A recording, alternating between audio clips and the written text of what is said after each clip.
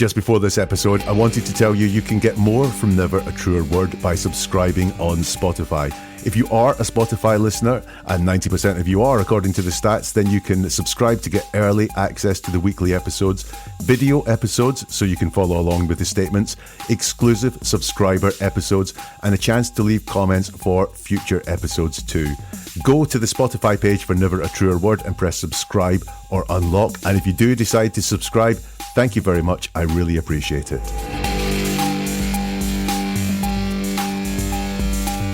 Hello and welcome to Never a Truer Word, where we look at the words that people choose to use to see if they're telling the truth, the whole truth, and nothing but the truth, and give you some more confidence in understanding what people are really saying all around you when they talk to you, when they email you, when they text you, when you see an update on social media. That's what this channel is all about. In this episode, we are going to look at Patsy Ramsey's 911 call, the call she made to say that her daughter was missing and she thought she had been kidnapped. And we're going to look at a 911 call, so we're going to look at things you want to see in general inside a genuine 911 call. A 911 call when the person is calling, they have no guilty knowledge, they haven't been involved in what they're reporting, they aren't trying to lie to the 911 operator. And we want to see in those calls a sense of urgency. You call 911 when you need help and you need help fast. So we want to see sense of urgency. We want to see clear calls for help as well. We don't just want them to be saying what the situation is. We're wanting them to say, I need help and this is the sort of help that I need. And we also are looking for clarity about the situation. Are they being very direct and very upfront with what has happened? And we don't want to see any of these red flags. Storytelling. Quite often, if it's a deceptive 911 call, if it's someone who's guilty, someone who's done the crime that they're reporting, they'll start storytelling, explaining what has happened, trying to build themselves an alibi as well. You know, it wasn't me. I just walked in and found this here. It wasn't me. It wasn't me. We don't want to see storytelling. We don't want to see alibi building. I said we want to see clarity about the situation in a 911 call. What we don't want is over-explaining reasons why the situation has happened.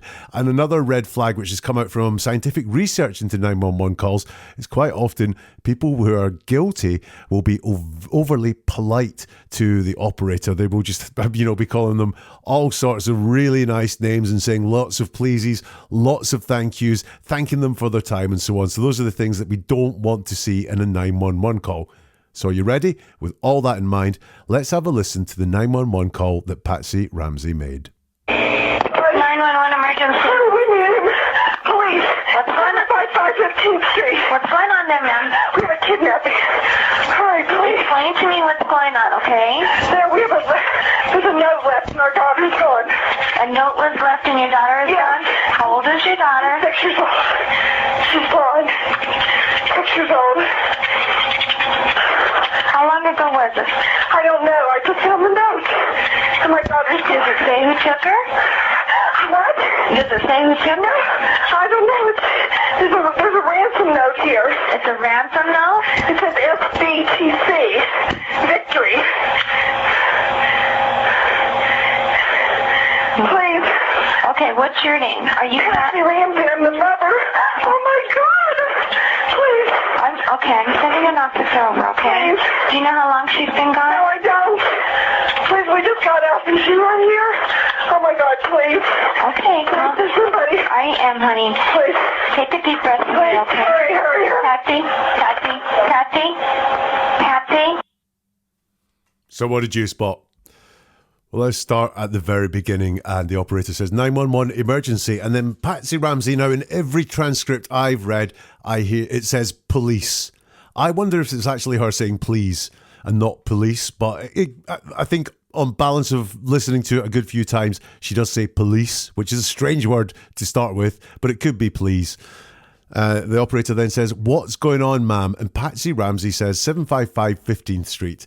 Now, that's a very strange way to answer the question, what's going on, ma'am? True, it is something that is really going to be needed inside this call. That's where the help is needed, and the help is needed urgently. That's her address. But it's not exactly the answer to the question, what's going on, ma'am, is it? So what's going on here? Is Patsy not listening to the operator? Does she just know that she needs to get on the phone very quickly and say, I want the police and I want them at this address, and that's what's coming out because that's a real big priority? Or has she already planned what it is that she's going to say in this call? She's nervous, and that's what comes out is police, 755 15th Street. It's kind of like the rehearsal that's coming out now in real life. The operator says, what's going on there, ma'am? And Patsy Ramsey says, we have a kidnapping. Hurry, please. The first word of Patsy's answer there is we. So this is showing that it's not just Patsy that's in this situation. There's more than one person in this situation. Now, we know Patsy was married. We also know that there was another child in the house as well as JonBenet. Are they all involved here? Or is Patsy just talking about herself and her husband? Whatever it is, she's not saying, I have a kidnapping, or even there's been a kidnapping. That is the big thing here is obviously the kidnapping. But she wants to talk about that in terms of we. Patsy is in this together with someone definitely from we. And then she says, we have a kidnapping. Now that is passive beyond belief. We have a kidnapping. There's no person mentioned in there whatsoever that has been kidnapped. This is her daughter. This is JonBenet, 6 years old. There is no mention of who is missing. It's what the situation is. It's not the people that it's happening to. And there's no sense of any danger, no sense of any concern for this missing daughter either. It's just this very passive, we have a kidnapping. And then she adds on, she goes extra. So what's going on there, ma'am? We have a kidnapping is a reasonable answer to the question. Then she says, hurry, please. So we do have a sense of urgency there. We also have the word please. It's not an order to hurry. It's a nice, polite request. Hurry, please. The operator then says, explain to me what's going on, okay? And Patsy says, there, there's a note left and our daughter's gone. Now she goes to say two things. She starts the sentence with there, stops, restarts. We have a, stops. There's a note left and our daughter's gone. The we have a sounds very much like the previous answer. Again, is this rehearsed? Has she got some sort of script in her head? Because the previous answer was we have a kidnapping. And that seems to be where she's going again. I'm wondering, does she have a script in her head that she's working to here? Was it not that she called 911 immediately there was an emergency to get help? But did she work out what it was that she was going to say? And then the there, I don't know, but she starts the correct or the corrected version that she wants to get out starts there's a note left. So is that what it is she wants to say? Did she start the right line, think it was the wrong line, started another line? Whatever it is, I don't know. But it's interesting that she was going to say two things, thought better of them, restarted and tried again. More unity there. We have our daughter's gone. So I'm taking it there because it's our daughter. The we is herself and her husband that she's talking about there. So they are in this situation together and Patsy is talking for the both of them there. We have there's a note left and our daughter's gone. The ordering here is very noticeable. There's a note left and our daughter's gone. The priority, I think, would be the fact your daughter is not there. Your daughter has been taken. Your daughter has been kidnapped. Your daughter is in potential danger. And yet, it's not the daughter that gets mentioned first. That's not the priority, is saying the daughter is not here. The priority is saying there's a note left. The note takes priority. Also, the note, what's there, it comes first before what's not there. And what's not there, that fear should be what's mentioned first. Our daughter's gone and a ransom note has been left behind would be the way I would have expected that. I would have expected the priority to be JonBenet to have been mentioned first. But no. The note comes first. The note is further up Patsy's priority list. The operator says, a note was left and your daughter's gone. And Patsy Ramsey says, yes. Now, this is a great example of someone confirming the answer to a question, and Patsy Ramsey gives a very short answer, a very truthful answer. She says, yes. And this is a great example, just a kind of baseline point about how Patsy Ramsey is going to answer a question honestly. It's going to be very short. There's nothing extra added in there to convince us or persuade us of any sort of storyline or anything like that. It's just a very short answer, yes. The operator says, how old is your daughter? And Patsy says, she's 6 years old. She's blonde, 6 years old. Now, how old is your daughter? She's 6 years old. Perfect, honest answer. And trust me, in 911 calls where there's a lot of deception going on, questions about facts, what's your address? How old is this person? Give me a description of them, are always answered in the same way, very truthfully. There's no point in lying about any of them. No one would lie about any of these things. They are facts. And these are how facts are answered in a very straightforward, direct manner. Although then she says, she's blonde. What has that got to do with how old is your daughter? And what help is saying that to her daughter at all? Could it be that she was ready for a question about describe your daughter, or can we have a description of your daughter? If your daughter's been kidnapped and is missing, one of the most important things we're going to need is a description. So again, does Patsy have a script ready where she's going to say how old JonBenet is and start to describe her? That would chime with the fact that she realizes she's talking things she hasn't been answered here, that she's blonde is completely irrelevant to the question and irrelevant right now in the conversation. Is that why she repeats 6 years old? The 911 operator asked Patsy, how long ago was this? And Patsy Ramsey says, I don't know. I just got the note and my daughter's gone. Now, I've got a reassuring point here. How long ago was this? Patsy Ramsey says, I don't know. Now, I don't know is a great marker of someone telling the truth. People who are telling the truth just say what they know, and if they're asked a question and they don't know the answer, they don't mind saying, I don't know. It's a very reliable indicator of someone telling the truth. People who are lying and they're asked a question, for some reason, they don't want to say, I don't know, because it makes them sound like they might not have all the full facts at their fingertips. And, oh my goodness me, if I don't know the answer to this question, is it going to sound like I'm telling a lie? I better make something else up or just sort of talk around all of this. They very rarely say, I don't know, when they're lying. But Patsy here, when asked, how long ago was this, says, I don't know. She says, I don't know. I just got the note and my daughter's gone. We've got the note coming before the daughter. Again, you can see that. I've made that observation before. This is the second time that is there.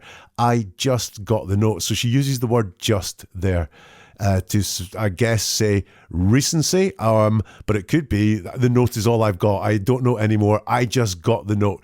But just indicates deception so many times. Just is a word that people use to narrow things down to, don't ask me any more questions. This is just all I've got. Or if it's recency, I just got the note. Just got the note, so that don't ask me anything. I've just got the note. It was so recent that I don't really know anything about it. But she said, I just got the note. Also, she said, I just got the note. I just got the note. Now, as far as I'm aware in the telling of the story, the note was found. The note wasn't given to her, which would be got, or she didn't go and get it from somewhere. They found the note. Well, maybe her husband found the note and she got it from him, but I just got the note. Rings strange to me. And my daughter's gone. Again, that's a bit passive. If she's got a ransom note, then I just got the note and they've taken my daughter, or they've got my daughter, would be a bit more visceral, a bit more urgency, a bit more like she's really feeling it. Instead, it's just my daughter's gone, and the note comes before the daughter again. The operator says, does it say who took her? And Patsy Ramsey's reply is, what? Now, that's Patsy asking a question in reply to a question. And sometimes with this, the reason that people do it is not because they didn't hear it, not because they want clarity. They want to buy thinking time, especially if someone's working to a script, like Patsy might be here. Then so they are asked a question that they don't have a pre-prepared answer for, asking a question or asking the person to repeat themselves buys you some vital thinking time to come up with the answer, to construct the answer that you want to say. That's what is going on here. Does it say who took her? Patsy Ramsey says, what? The operator repeats the question. Does it say who took her? And Patsy Ramsey says, no, I don't know. There's a ransom note here. So, first of all, very direct answer to, does it say who took her? No. However, the ransom note, as we know, if you know the case, does say who took her. A small foreign faction, some people who are not very nice and have it in for her husband and identify themselves towards the end. The note does say who took her. She then says, I don't know. Again, these are reliable things. I don't know who took her there. Or is it I don't know if the note says who took her or not? I don't know. I don't know. It's me saying it there, not Patsy. But I don't know. There's some reliability in there. And then she says, there's a ransom note there. Now, first of all, this is the first time she's mentioned it's a ransom note. That might kind of go unsaid because it's a kidnapping, but actually this is the first time that the word ransom has been mentioned. But this is extra to the question. Does it say who took her? It's a yes-no question. She can answer that question with yes, no, but instead she says there's a ransom note there. So the note is taking priority. It's coming before the missing daughter, and she's talking about it even when she hasn't been asked to talk about it. Like I said, it's the first time she mentions it's a ransom note, and the operator says it's a ransom note, and Patsy says it says SPTC victory. Please. It doesn't answer the question. It's a ransom note. Yes. No, yes, they're asking for a certain amount of money, but she doesn't answer that question. Again, is she working from the script here and reading out or going with answers that she has pre-prepared, because it's starting to get a bit stressed now. She's being asked questions that she doesn't have answers ready for, and so she's just blurting out things that are in this pre-prepared script. Is that what is going on here? It's a ransom note. It says SBTC victory, please. You also note there is a please there as well. So we have more of this pleading with the person, but being very polite about it.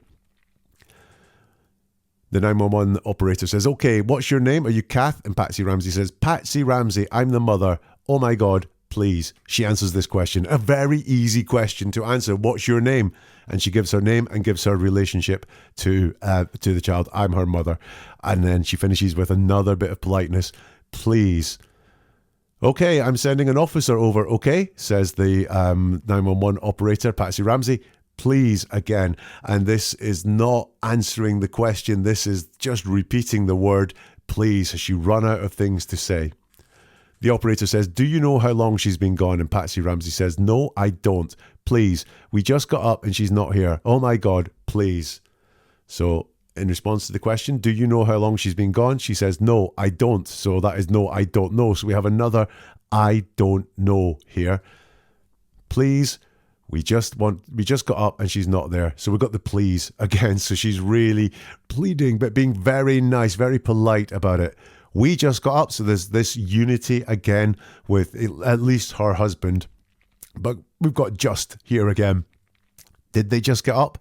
We just got up and she's not here. And when she talks about her daughter, it's always not here or gone. There's no other way of describing it in her head, like someone's got her, she's been taken. It's just the absence of JonBenet that she talks about. She's not here or she's not gone. And she finishes with one more please. And I think at this point, the rest of the conversation with the operator's trying to get her to calm down, and she's saying, please, and hurry, hurry, hurry. I think this is Patsy run out of things to say. She says, please send somebody. That is urgent. And that is not urgent, but that is asking for help. She wants somebody there. The please is very, very polite. The hurry, hurry, hurry gives some urgency to it. Sometimes when you look at a call like this or any statement, it's good to look at what's missing. And what's missing here for me, any mention of a third party, any mention of the person who has come into their home, left this note, and most importantly, taken their daughter. There's no mention of a third party whatsoever. It's not, they've got my daughter, they've left a note. It's very passive, the whole thing. There's no talk about who's done it or who's missing at all. There's just no mention, especially of this third party, a person who would appear to have broken into the Ramsey home, has appeared to have control, hold of her child, and has left a ransom there demanding quite big things from them. There's no sense of mystery there as well. I don't mean like a Scooby-Doo mystery. I mean that Patsy Ramsey isn't talking in any way about, I don't know who did this or what on earth could they want or anything like that. She just doesn't seem to bring any sense of mystery to it at all. And also the note had warnings in it not to contact the police or authorities, and Patsy doesn't mention them to the police, which I would have expected to hear. They told us not to contact the police, but we think better and we think we should be contacting the police. Can you be quiet when you come round? Can we come and meet you? Or, there's no conversation like that in it. The warnings in the note are not passed on to the police at all. So with all that in mind, let's go back to the things we want to see in a 911 call. Did we see urgency? I think we did see some urgency, especially in hurry. Clear calls for help. I don't think we saw clear calls for help. I think she didn't say what kind of help she wanted, apart from please send somebody. But there were calls for help. I don't think what the help she wanted was clear at all. There was clarity about the situation, but I thought it was a very strange kind of clarity about the situation. There's a note and my daughter's gone. And did we see any of the red flags? Did we see storytelling? I think we did a bit. Did we see alibi building? I mean, only in potentially one line, which is we just got up. Reasons for the situation I did not see, but over politeness, lots of pleases I did see. Let's have another listen and see what we can spot. 911 emergency. Police. What's going on? 515th Street. What's going on there, ma'am? We have a kidnapping. Hurry, please. Explain to me what's going on, okay? There's a note left and our daughter's gone. A note was left and your daughter is gone? How old is your daughter? 6 years old. She's gone. 6 years old. How long ago was this? I don't know. I just found the note. And my daughter's gone. Does it say who took her? What? Does it say who took her? I don't know. There's a ransom note here. It's a ransom note? It says FBTC. Victory. Please. Okay, what's your name? Are you Patsy Ramsey? I'm the mother. Oh my God. Please. I'm sending an officer over, okay? Please. Do you know how long she's been gone? No, I don't. Please, we just got out. Is she right here? Oh my God, please. Okay, come. There's somebody. I am, honey. Please. Take a deep breath away, okay? Hurry. Patsy. So what are my conclusions? Well, look, there are some reassuring factors in that call. There is a sense of urgency there that she's asking them to hurry. And she does say, I don't know, to a couple of questions. But it's way too passive. The way her daughter is mentioned, the fact that whoever left the note, whoever has her child, not mentioned at all. It's just, she's talking about a situation that is in front of her, not a much larger thing that's happening all around her and while she was asleep. No concern is expressed at all for her daughter. That's a big red flag for me. She has no concern in her words for her daughter, who has been kidnapped in her own telling of the story.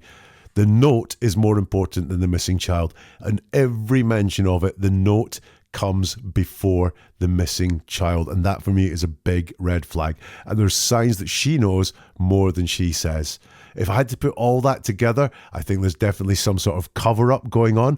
Is Patsy aware of everything that she's covering up? Maybe not. Maybe that's why there is the urgency. Maybe that's why she's able to say, I don't know, as an answer to question. But definitely, she knows more than she says. And I believe that she knows way more about how the note came to be there than she lets on as well. If you like this, hit the subscribe or follow buttons, depending on what's in front of you, and you will get more episodes like this as and when they come. Get involved in the comments as well if you've got any comments on this 911 call. By the way, this was suggested by someone in the comments of one of the other episodes, so if you've got any classic bits of true crime statements that you'd like to analyse, then please do drop them into the comments or get in touch on social media. All the notes are in the show notes there. The like button is the least you can do. This has taken hours to put together. So if you hit the like button, which takes you less than the blink of an eye, a blink of an eye in return for all of this, and share it with anyone that you know as well, that would be most appreciated. If you're watching on YouTube, you can join and become a member of the channel to get exclusive access to early access to episodes like this. You can also subscribe on Spotify if that's the thing that you want to get. You'll also get videos that no one else gets and episodes that no one else gets as well. That's by becoming a member of the channel, joining on YouTube, or by subscribing on Spotify. Neveratruerword.com is the website. Loads of things there. You can sign up for the monthly newsletter. You can find out all the ways to get in touch or follow on social media. There are many more podcasts and videos as well, and a couple of books if you want to take a deeper dive into the words that people are saying all around you. Neveratruerword.com. And we'll see you soon for something new from Never a Truer Word.